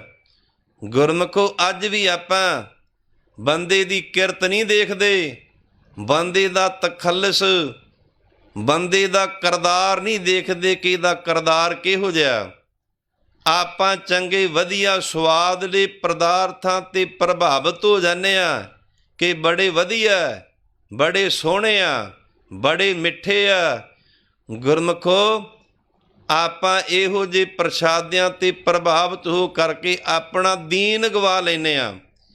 ਕਲਗੀਧਰ ਪਾਤਸ਼ਾਹ ਜੀ ਦੇ ਰਹਿਤਨਾਮਿਆਂ ਦੇ ਬਚਨ ਹਨ, ਜਾ ਕੀ ਰਹਿਤ ਨਾ ਜਾਣੀਐ, ਗੁਰ ਮੰਤਰ ਨਹੀਂ ਚੀਤ, ਤਾ ਕਾ ਭੋਜਨ ਖਾਏ ਕਾ ਵਿਸਰੈ ਹਰਿ ਸੋ ਪ੍ਰੀਤ। ਜਿਸ ਬੰਦੇ ਦੀ ਕੋਈ ਰਹਿਤ ਨਹੀਂ, ਜਿਹੜਾ ਬੰਦਾ ਗੁਰੂ ਵਾਲਾ ਨਹੀਂ, ਜਿਸ ਮਨੁੱਖ ਨੇ ਗੁਰੂ ਧਾਰਨ ਨਹੀਂ ਕੀਤਾ, ਗੁਰਮੁਖੋ ਉਹਦੇ ਹੱਥ ਦਾ ਪ੍ਰਸ਼ਾਦਾ ਕਦੇ ਵਾਸਤੇ ਨਹੀਂ ਖਾਣਾ। ਕਈ ਲੋਕ ਇਹਦੇ ਤੇ ਤਰਕ ਕਰਦੇ ਆ, ਟਕਸਾਲੀ ਆਖੇ ਮੋਨਿਆਂ ਦੇ ਘਰੇ ਨਹੀਂ ਜਾਂਦੇ, ਟਕਸਾਲੀ ਮੋਨਿਆਂ ਦਾ ਕੁਝ ਖਾਂਦੇ ਪੀਂਦੇ ਨਹੀਂ, ਤੇ ਬਾਜ਼ਾਰ 'ਚੋਂ ਚੀਜ਼ਾਂ ਕਿਉਂ ਲਿਆ ਕੇ ਖਾਂਦੇ ਆ, ਬਾਜ਼ਾਰ 'ਚੋਂ ਖਰੀਦ ਕੇ ਕਿਉਂ ਲਾਉਂਦੇ ਆ। ਗੁਰਮੁਖੋ ਇਹ ਸਾਡੇ ਤੇ ਤਰਕ ਨਹੀਂ, ਇਹ ਕਲਗੀਧਰ ਪਾਤਸ਼ਾਹ ਦੇ ਤਰਕ ਆ, ਇਹ ਸਾਡੇ ਤੇ ਤਰਕ ਨਹੀਂ। ਇਹ ਧੰਨ ਸਤਿਗੁਰੂ ਸ੍ਰੀ ਗੁਰੂ ਗ੍ਰੰਥ ਸਾਹਿਬ ਜੀ ਮਹਾਰਾਜ ਸੱਚੇ ਪਾਤਸ਼ਾਹ ਦੇ ਉੱਪਰ ਤਰਕ ਆ। ਇਹ ਧੰਨ ਸਤਿਗੁਰੂ ਸ੍ਰੀ ਗੁਰੂ ਅਰਜਨ ਦੇਵ ਸਾਹਿਬ ਜੀ ਮਹਾਰਾਜ ਸੱਚੇ ਪਾਤਸ਼ਾਹ ਦੇ ਉੱਤੇ ਤਰਕ ਕਰਦੇ ਆ, ਸਾਡੇ ਤੇ ਨਹੀਂ। ਉਹ ਕਿਸ ਤਰ੍ਹਾਂ? ਸੈਸਕ੍ਰਿਤੀ ਦੇ ਸ਼ਲੋਕਾਂ ਅੰਦਰ ਪੰਚਮ ਪਾਤਸ਼ਾਹ ਜੀ ਦੇ ਬਚਨ ਹਨ, ਗੁਰ ਮੰਤਰ ਹੀਣਾਸ ਜੋ ਪ੍ਰਾਣੀ ਤ੍ਰਿਗ ਜਨਮ ਭ੍ਰਿਸ਼ਟਣੈ। ਜਿਹੜਾ ਗੁਰੂ ਦੇ ਮੰਤਰ ਤੋਂ ਹੀਣਾ, ਗੁਰੂ ਦਾ ਮੰਤਰ ਸ਼ਬਦ ਉਪਦੇਸ਼ ਨਹੀਂ ਲਿਆ, ਉਹਦੇ ਜੀਵਨ ਨੂੰ ਲੱਖਾਂ ਕਰੋੜਾਂ ਵਾਰ ਧਰੇਗਾ ਕਾਰਿਆ ਲੰਘਤਿਆ। ਜਿਸ ਮਨੁੱਖ ਨੇ ਆਪਣੇ ਗੁਰੂ ਦਾ ਮੰਤਰ ਨਹੀਂ ਲਿਆ, ਉਹਦਾ ਜੀਵਨ ਕਿਹੋ ਜਿਹਾ? ਤੇ ਪੰਚਮ ਪਾਤਸ਼ਾਹ ਉਹਦੇ ਜੀਵਨ ਦੀ ਤੁਲਨਾ ਕਿਹਦੇ ਨਾਲ ਕਰਦੇ ਆ? ਕੋਕਰਾ, ਸੋਕਰਾ, ਗਰਦਭੈ, ਕਾਕਾ, ਸਰਪਨਾ, ਤੁਲਖਲਾ। ਜਿਹੜਾ ਨਗੁਰਾ ਬੰਦਾ ਗੁਰੂ ਵਾਲਾ ਨਹੀਂ, ਗੁਰੂ ਤੋਂ ਮੰਤਰ ਨਹੀਂ ਲਿਆ, ਗੁਰਮੁਖੋ ਉਹਦਾ ਜੀਵਨ, ਉਹਦੀ ਜ਼ਿੰਦਗੀ ਇੱਕ ਕਾਂ ਵਰਗੀ ਆ, ਇੱਕ ਕੁੱਤੇ ਵਰਗੀ ਆ, ਸੂਰ ਵਰਗੀ ਆ, ਸੱਪ ਵਰਗੀ ਆ, ਖੋਤੇ ਵਰਗੀ ਆ ਤੇ ਤੁਲਖਲਾ। ਉਹਦੇ ਵਰਗਾ ਕੋਈ ਦੁਨੀਆ ਤੇ ਵੱਡਾ ਮੂਰਖ ਨਹੀਂ। ਗੁਰਮੁਖੋ ਜਿਹੜਾ ਬੰਦਾ ਨਿਗੁਰਾ, ਉਹਦੇ ਪ੍ਰਥਾਏ ਪਾਵਨ ਗੁਰਬਾਣੀ ਦੇ ਬਚਨ ਹਨ, ਸਤਿਗੁਰ ਬਾਝੋਂ ਗੁਰ ਨਹੀਂ ਕੋਈ, ਨਿਗੁਰੇ ਕਾ ਹੈ ਨਾਉ ਬੁਰਾ। ਜਿਸ ਬੰਦੇ ਨੇ ਆਪਣੇ ਮਤ ਦੀ ਰੀਤੀ ਅਨੁਸਾਰ ਗੁਰੂ ਧਾਰਨ ਨਹੀਂ ਕੀਤਾ, ਉਹਦਾ ਤੇ ਨਾਂ ਲੈਣਾ ਅੱਤ ਤੋਂ ਜ਼ਿਆਦਾ ਬੁਰਾ। ਪਾਵਨ ਗੁਰਬਾਣੀ ਦੇ ਬਚਨ ਹਨ, ਚੋਰਾਂ ਯਾਰਾਂ ਰੰਡੀਆਂ ਕੁੱਟਣੀਆਂ ਦੀ ਬਾਣ, ਵੇ ਦੀਨਾ ਕੀ ਦੋਸਤੀ, ਵੇ ਦੀਨਾ ਕਾ ਖਾਣ। ਗੁਰਮੁਖਾ ਯਾਦ ਰੱਖ, ਜੇਕਰ ਆਪਣੀ ਜ਼ਿੰਦਗੀ ਵਿੱਚ ਕਿਸੇ ਨੂੰ ਸੱਜਣ ਮਿੱਤਰ ਬਣਾਉਣਾ, ਵੇ ਦੀਨਾ ਕੀ ਦੋਸਤੀ, ਵੇ ਦੀਨਾ ਕਾ ਖਾਣ। ਜਿਸ ਬੰਦੇ ਦਾ ਕੋਈ ਧਰਮ ਨਹੀਂ, ਆਪਣੀ ਜ਼ਿੰਦਗੀ ਵਿੱਚ ਕਦੇ ਉਹਨੂੰ ਮਿੱਤਰ ਨਾ ਬਣਾਏ। ਇਹ ਕਹਿੰਦਾ ਕੌਣ ਆ? ਇਹ ਧੰਨ ਸਤਿਗੁਰੂ ਸ੍ਰੀ ਗੁਰੂ ਗ੍ਰੰਥ ਸਾਹਿਬ ਜੀ ਮਹਾਰਾਜ ਸੱਚੇ ਪਾਤਸ਼ਾਹ ਦੀ ਪਾਵਨ ਗੁਰਬਾਣੀ ਦੇ ਬਚਨ ਆ। ਜੇਕਰ ਖਾਣਾ ਪੀਣਾ ਜਿਸ ਬੰਦੇ ਦਾ ਕੋਈ ਧਰਮ ਨਹੀਂ, ਯਾਦ ਰੱਖ ਉਹਦੇ ਘਰ ਦਾ ਜਲ ਪਾਣੀ ਪ੍ਰਸ਼ਾਦਾ ਨਾ ਛਕੇ। ਤੇ ਫਿਰ ਜੇ ਤੂੰ ਉਹਨੂੰ ਮਿੱਤਰ ਬਣਾ ਲਿਆ, ਜੇਕਰ ਉਹਦੇ ਘਰ ਦਾ ਖਾ ਲਿਆ, ਤੇ ਤੈਨੂੰ ਮਿਲੇਗਾ ਕਿ ਸਿਫਤੀ ਸਾਰ ਨਾ ਜਾਣਾਈ, ਸਦਾ ਵਸੈ ਸੈਤਾਨ। ਤੇਰੇ ਮਨ ਦੇ ਵਿੱਚ ਅਪਰਾਧਾਂ ਦੇ ਫੁਰਨੇ ਆਉਣਗੇ, ਤੇਰੇ ਮਨ ਵਿੱਚ ਸਦਾ ਵਾਸਤੇ ਭੈੜੇ ਖਿਆਲ, ਭੈੜੇ ਫੁਰਨੇ ਆਉਣਗੇ। ਕਦੇ ਵਾਸਤੇ ਗੁਰਮੁਖਾ ਤੂੰ ਪਰਮੇਸ਼ਰ ਦੀ ਬੰਦਗੀ ਨਹੀਂ ਕਰੇਗਾ। ਗੁਰੂ ਨਾਨਕ ਦੇਵ ਸੱਚੇ ਪਾਤਸ਼ਾਹ ਇੱਕੋ ਇੱਕ ਦੁਨੀਆ ਦੇ ਰਹਿਬਰ ਆ, ਜਿਹੜੇ ਸਾਰੀ ਦੁਨੀਆ ਦੇ ਸਾਂਝੇ ਆ। ਉਹਨਾਂ ਨੇ ਨਾ ਹਿੰਦੂਆਂ ਨਾਲ ਵਿਤਕਰਾ ਕੀਤਾ, ਨਾ ਮੁਸਲਮਾਨਾਂ ਤੇ ਈਸਾਈਆਂ ਦੇ ਨਾਲ ਕੋਈ ਵਿਤਕਰਾ ਕੀਤਾ। ਉਹਨਾਂ ਨੇ ਸਾਰਿਆਂ ਨੂੰ ਸਾਂਝੀ ਵਾਲਤਾ ਦਾ ਉਪਦੇਸ਼ ਦਿੱਤਾ। ਜੇਕਰ ਉਹਨਾਂ ਦੇ ਦਰ ਤੇ ਹਿੰਦੂ ਆਇਆ, ਉਹਨੂੰ ਵੀ ਆਪਣੇ ਗਲ ਦੇ ਨਾਲ ਲਾਇਆ, ਉਹਦੇ ਨਾਲ ਕੋਈ ਵਿਤਕਰਾ ਨਹੀਂ ਕੀਤਾ। ਜੇਕਰ ਮੁਸਲਮਾਨ ਆਇਆ, ਉਹਦੇ ਨਾਲ ਵੀ ਗੁਰਮੁਖੋ ਗੁਰੂ ਨਾਨਕ ਦੇਵ ਸੱਚੇ ਪਾਤਸ਼ਾਹ ਨੇ ਕੋਈ ਵਿਤਕਰਾ ਨਹੀਂ ਕੀਤਾ। ਸਾਰਿਆਂ ਨੂੰ ਸਾਂਝੀ ਵਾਲਤਾ ਦਾ ਉਪਦੇਸ਼ ਦਿੱਤਾ। ਪਰ ਵਰਤਮਾਨ ਸਮੇਂ ਦੇ ਵਿੱਚ ਗੁਰੂ ਨਾਨਕ ਦੇਵ ਸੱਚੇ ਪਾਤਸ਼ਾਹ ਦੇ ਘਰ ਦੇ ਨਾਲ ਜਾਤੀ ਤੌਰ ਦਾ ਵਿਤਕਰਾ ਕੀਤਾ ਜਾਂਦਾ ਹੈ। ਸਿੱਖ ਦੇ ਨਾਲ ਜਾਤੀ ਤੌਰ ਦਾ ਵਿਤਕਰਾ ਕੀਤਾ ਜਾਂਦਾ ਹੈ। ਦੁਨੀਆ ਦੇ ਉੱਪਰ ਇੱਕ ਭਿਆਨਕ ਬਿਮਾਰੀ ਦਾ ਬਹੁਤ ਜ਼ਿਆਦਾ ਜ਼ੋਰ ਆ, ਸਾਰੀ ਦੁਨੀਆ ਤੇ ਆ, ਪਰ ਲੋਕਾਂ ਨੇ ਆਪਣੇ ਘਰ ਬੰਦ ਕਰ ਲਏ, ਧਾਰਮਿਕ ਅਦਾਰੇ ਬੰਦ ਹੋ ਗਏ ਆ, ਪਰ ਗੁਰੂ ਨਾਨਕ ਦੇ ਸੱਚੇ ਪਾਤਸ਼ਾਹ ਦਾ ਘਰ ਲੋੜਵੰਦਾਂ ਵਾਸਤੇ ਅੱਜ ਵੀ ਖੁੱਲ੍ਹਾ। ਇਹਦੀ ਗਵਾਹੀ ਬਾਹਰਲੇ ਦੇਸ਼ਾਂ ਦੇ ਸਰਕਾਰੀ ਜਿਹੜੇ ਲੋਕ ਆ ਉਹ ਵਡਿਆਈ ਕਰਦੇ ਆ। ਅਮਰੀਕਾ ਵਰਗੀ ਜਿਹੜੀ ਸੁਪਰ ਪਾਵਰ ਆ, ਉਹਨਾਂ ਦਾ ਕਹਿਣਾ ਕਿ ਹਰ ਸ਼ਹਿਰ ਹਰ ਦੇਸ਼ ਦੇ ਅੰਦਰ ਗੁਰਦੁਆਰਾ ਸਾਹਿਬ ਹੋਣਾ ਚਾਹੀਦਾ, ਜਿੱਥੇ ਲੋੜਵੰਦ ਨੂੰ ਰਹਿਣ ਵਾਸਤੇ ਜਗ੍ਹਾ ਮਿਲਦੀ ਆ, ਲੋੜਵੰਦ ਨੂੰ ਛਕਣ ਵਾਸਤੇ ਪ੍ਰਸ਼ਾਦਾ ਮਿਲਦਾ। ਇਹ ਅਮਰੀਕਾ ਦੇ ਪ੍ਰਧਾਨ ਮੰਤਰੀ ਦੇ ਬਚਨ ਆ। ਫਿਰ ਕੈਨੇਡਾ ਦੇ ਪ੍ਰਧਾਨ ਮੰਤਰੀ ਨੇ ਸਿੱਖਾਂ ਦੀ ਵਡਿਆਈ ਕੀਤੀ ਆ। ਹਰ ਦੇਸ਼ ਦੀ ਸਰਕਾਰ ਨੇ ਸਿੱਖਾਂ ਦੇ ਇਸ ਸ੍ਰੇਸ਼ਟ ਕੰਮ ਤੋਂ ਭਲੇ ਤੇ ਪਰਉਪਕਾਰ ਕਾਰਜ ਦੀ ਵਡਿਆਈ ਕੀਤੀ ਆ। ਤੇ ਗੁਰਮੁਖੋ, ਜਿਹੜਾ ਸਾਡਾ ਦੇਸ਼ ਆ, ਰਾਜ ਕਰਕੇ ਗੁਰੂ ਨਾਨਕ ਦੇਵ ਸੱਚੇ ਪਾਤਸ਼ਾਹ ਦੇ ਘਰ ਨਾਲ ਵਿਤਕਰਾ ਕਰਦਾ। ਜਦੋਂ ਸਾਡੇ ਦੇਸ਼ ਦੇ ਵਿੱਚ ਕਰਫਿਊ ਲੱਗਾ, ਪਰ ਗੁਰਮੁਖੋ ਲੋਕਾਂ ਨੂੰ ਸੂਚਿਤ ਨਹੀਂ ਕੀਤਾ ਗਿਆ। ਜਿੱਥੇ ਕੋਈ ਸੀ ਉੱਥੇ ਰੁਕਣਾ ਪਿਆ ਮਜਬੂਰੀ ਵਸ। ਯਾਤਰਾ ਕਰਨ ਵਾਸਤੇ ਸ਼ਰਧਾਲੂ ਲੋਕ ਹਜੂਰ ਸਾਹਿਬ ਤਖਤ ਸ੍ਰੀ ਹਜੂਰ ਸਾਹਿਬ ਦੇ ਦਰਸ਼ਨ ਯਾਤਰਾ ਕਰਨ ਵਾਸਤੇ ਯਾਤਰੀ ਸਿੱਖ ਸੰਗਤਾਂ ਗਈਆਂ ਸਨ। ਗੁਰਮੁਖੋ, ਪਤਾ ਨਹੀਂ ਸੀ ਵੀ ਕਰਫਿਊ ਲੱਗ ਜਾਣਾ। ਮਹੀਨੇ ਤੋਂ ਵੱਧ ਸਮਾਂ ਸਤਿਕਾਰਯੋਗ ਸੰਤ ਬਾਬਾ ਨਰਿੰਦਰ ਸਿੰਘ ਜੀ, ਸੰਤ ਬਾਬਾ ਬਲਵਿੰਦਰ ਸਿੰਘ ਦੀ, ਉਹਨਾਂ ਦੀ ਸਾਰੇ ਜਥੇਬੰਦੀ ਨੇ ਇਹਨਾਂ ਸ਼ਰਧਾਲੂ ਸੰਗਤਾਂ ਦੀ ਸਾਂਭ ਸੰਭਾਲ ਕੀਤੀ, ਸਾਰੀਆਂ ਸਹੂਲਤਾਂ ਦਿੱਤੀਆਂ। ਪਰ ਸਰਕਾਰ ਦੇ ਕਾਨੂੰਨ ਨੂੰ ਗੁਰਮੁਖੋ ਉਹਨਾਂ ਮਹਾਂਪੁਰਖਾਂ ਨੇ ਆਪਣੇ ਹੱਥ ਵਿੱਚ ਨਹੀਂ ਲਿਆ। 3 ਵਾਰ ਕੱਲੇ ਗੁਰਸਿੱਖ ਦੇ ਟੈਸਟ ਕਰਾਏ ਗਏ, ਪਰ ਕੋਈ ਵੀ ਕਰੋਨਾ ਵਾਇਰਸ ਦਾ ਮਰੀਜ਼ ਨਹੀਂ ਪਾਇਆ ਗਿਆ। 1 ਮਹੀਨੇ ਤੋਂ ਵੱਧ ਸਮਾਂ ਲੰਗਰ ਸਾਹਿਬ ਦੀ ਧਰਤੀ ਤੇ ਇਹ ਸਿੱਖ ਸੰਗਤਾਂ ਠਹਿਰੀਆਂ ਰਹੀਆਂ। ਸਰਕਾਰ ਨੇ ਗੁਰਮੁਖੋ ਆਉਣ ਦੀ ਇਜਾਜ਼ਤ ਦਿੱਤੀ ਆ। ਸਰਕਾਰ ਦੀਆਂ ਬੱਸਾਂ ਲੈਣ ਵਾਸਤੇ ਗਈਆਂ, ਮਹਾਂਪੁਰਖਾਂ ਦੀਆਂ ਗੱਡੀਆਂ ਬੱਸਾਂ ਵੀ ਛੱਡਣ ਵਾਸਤੇ ਸੰਗਤ ਨੂੰ ਆਈਆਂ। ਪਰ ਇਹ ਸਿੱਖ ਸੰਗਤਾਂ ਜਦੋਂ ਪੰਜਾਬ ਦਾ ਬਾਰਡਰ ਲੰਘੀਆਂ ਤੇ ਗੁਰਮੁਖੋ ਨਾਲ ਦੀ ਨਾਲ ਹੀ ਇਹਨਾਂ ਨੂੰ ਕਰੋਨਾ ਵਾਇਰਸ ਹੋ ਗਿਆ। 1.5 ਮਹੀਨੇ ਦਾ ਸਮਾਂ ਹਜੂਰ ਸਾਹਿਬ ਸੰਗਤਾਂ ਰਹੀਆਂ, ਕੋਈ ਵੀ ਮਰੀਜ਼ ਇਸ ਬਿਮਾਰੀ ਦਾ ਨਹੀਂ ਸ਼ਿਕਾਰ ਹੋਇਆ। ਪਰ ਜਦੋਂ ਇਹ ਸਿੱਖ ਸੰਗਤਾਂ ਪੰਜਾਬ ਦਾ ਬਾਰਡਰ ਲੰਘੀਆਂ ਤੇ ਨਾਲ ਦੀ ਨਾਲ ਗੁਰਮੁਖੋ ਇਹਨਾਂ ਸਾਰਿਆਂ ਨੂੰ ਕਰੋਨਾ ਵਾਇਰਸ ਹੋ ਗਿਆ।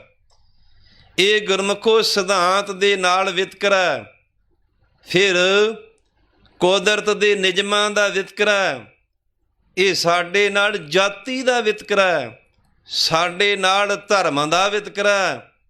ਪਹਿਲਾਂ ਇਹਨਾਂ ਲੋਕਾਂ ਨੇ ਮੁਸਲਮਾਨੀ ਮਤ ਦੇ ਨਾਲ ਵਿਤਕਰਾ ਕੀਤਾ, ਬਿਨਾਂ ਵਜ੍ਹਾ ਤੋਂ ਉਹਨਾਂ ਨੂੰ ਪਰੇਸ਼ਾਨ ਕੀਤਾ। ਫਿਰ ਸਾਰੀਆਂ ਸਿੱਖ ਸੰਗਤਾਂ ਨੂੰ ਵੱਖਰੇ ਥਾਵਾਂ 'ਤੇ ਬੰਦ ਕੀਤਾ ਗਿਆ। ਤੇ ਬੰਦ ਕਿੱਥੇ ਕੀਤਾ? ਰਾਧਾ ਸੁਆਮੀ ਡੇਰਿਆਂ ਦੇ ਵਿੱਚ ਨਜ਼ਰਬੰਦ ਕੀਤਾ, ਜਿੱਥੇ ਖਾਣ ਦੀ, ਪੀਣ ਦੀ, ਰਹਿਣ ਦੀ, ਨਹਾਉਣ ਦੀ, ਧੋਣ ਦੀ, ਟੱਟੀ ਪਿਸ਼ਾਬ ਦੀ ਕੋਈ ਵੀ ਸਹੂਲਤ ਨਹੀਂ।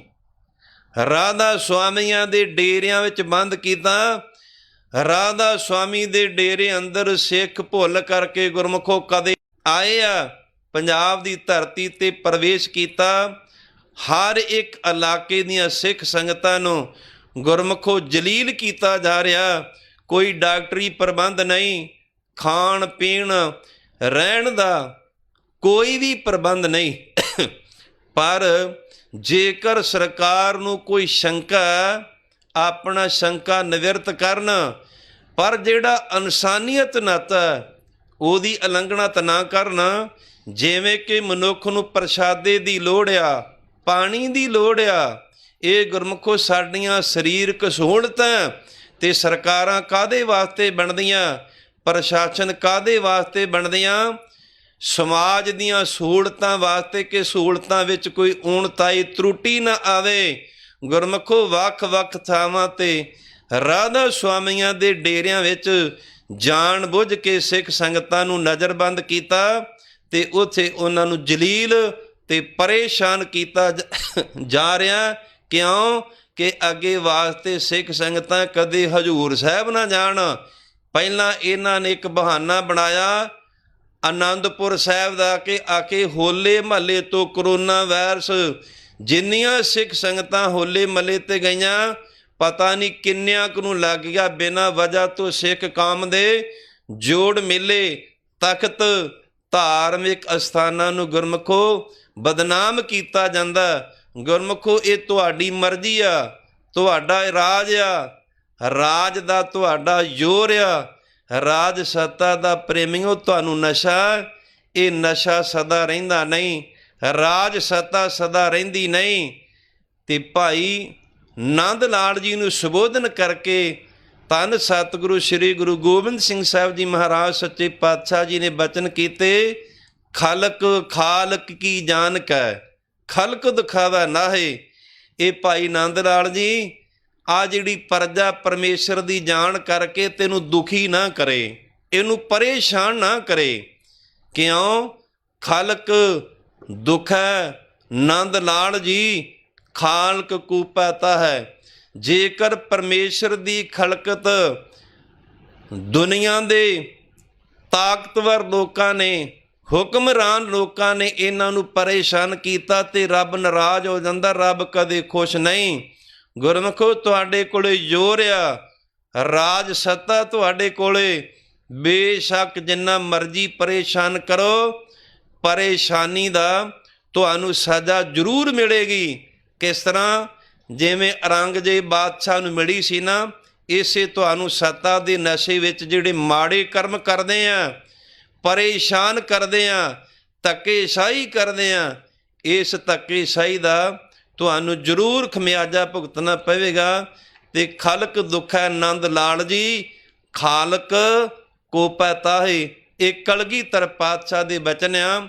ਰਾਜ ਦਾ, ਸਰਕਾਰ ਦਾ, ਪ੍ਰਸ਼ਾਸਨ ਦਾ ਕਰਮ ਹੁੰਦਾ ਕਿ ਸਮਾਜ ਦੀ ਪ੍ਰਜਾ ਦੀ ਰਖਵਾਲੀ ਕਰਨੀ, ਨਾ ਕਿ ਪ੍ਰਜਾ ਨੂੰ ਬਿਨਾਂ ਵਜ੍ਹਾ ਤੋਂ ਪਰੇਸ਼ਾਨ ਕਰਨਾ।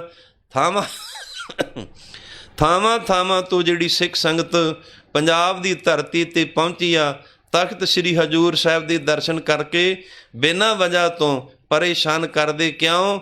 ਕਿ ਉਹ ਸਿੱਖੀ ਸਰੂਪ ਵਿੱਚ ਆ।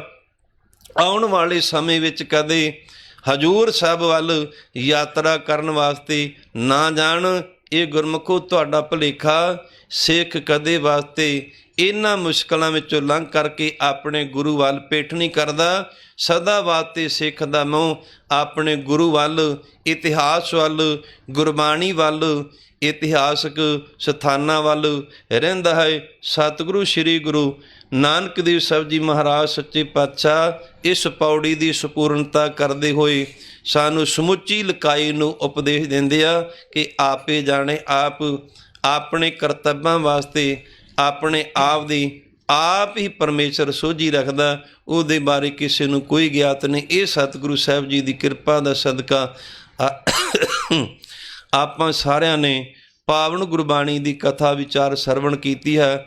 ਦਾਸ ਪਾਸੋਂ ਪਾਵਨ ਗੁਰਬਾਣੀ ਦੀ ਕਥਾ ਵਿਚਾਰ ਕਰਦਿਆਂ ਏਕ ਨਹੀਂ ਅਨੇਕ ਹੀ ਪ੍ਰਕਾਰ ਦੀਆਂ ਭੁੱਲਾਂ ਤਰੁੱਟੀਆਂ ਬੇਅੰਤ ਜ਼ਰੂਰ ਹੋਈਆਂ ਹੋਣਗੀਆਂ। ਧੰਨ ਸਤਿਗੁਰੂ ਸ੍ਰੀ ਗੁਰੂ ਗ੍ਰੰਥ ਸਾਹਿਬ ਜੀ ਮਹਾਰਾਜ ਸੱਚੇ ਪਾਤਸ਼ਾਹ ਅਤੇ ਗੁਰੂ ਕੀ ਖਾਲਸਾ ਸਾਧ ਸੰਗਤ ਨੇ ਹੋਈ ਭੁੱਲ ਚੁੱਕ ਦੀ ਖੇਮਾ ਬਖਸ਼ ਦੇਣੀ। ਅੱਗੇ ਵਾਸਤੇ ਸਮਤ ਬਖਸ਼ਣੇ। ਸਤਿਗੁਰੂ ਸਾਹਿਬ ਜੀ ਕਿਰਪਾ ਕਰਨ। ਪੜ੍ਹੀ ਗੁਰਬਾਣੀ ਕੀਰਤਨ ਕਥਾ ਵਿਚਾਰ ਦਾ ਮਹਾਤਮ ਆਪਣੇ ਸਾਰੇ ਹੀ ਕਲਯੁਗੀ ਜੀਵਾਂ ਦੀ ਹਿਰਦਿਆਂ ਤੇ ਵਸਾਉਣ, ਤਾਂ ਕਿ ਆਪਣਾ ਸਾਰਿਆਂ ਦਾ ਇਹ ਲੋਕ ਸੁਖੀਏ ਪਰਲੋਕ ਸਹੇਲੇ। ਨਾਨਕ ਹਰ ਪ੍ਰਭੂ ਆਪੇ ਮੇਲੇ ਦੀ ਦਾਤ ਨੂੰ ਆਪਾਂ ਸਾਰੇ ਪ੍ਰਾਪਤ ਕਰ ਸਕੀਏ ਜੀ। ਲੇਖਾ ਹੋਏ ਤਾਂ ਲਿਖੀਐ, ਲੇਖੈ ਹੋਏ ਵਿਨਾਸ਼। ਨਾਨਕ ਵੱਡਾ ਆਖੀਐ, ਆਪੇ ਜਾਣੈ ਆਪ। ਵਾਹਿਗੁਰੂ ਜੀ ਕਾ ਖਾਲਸਾ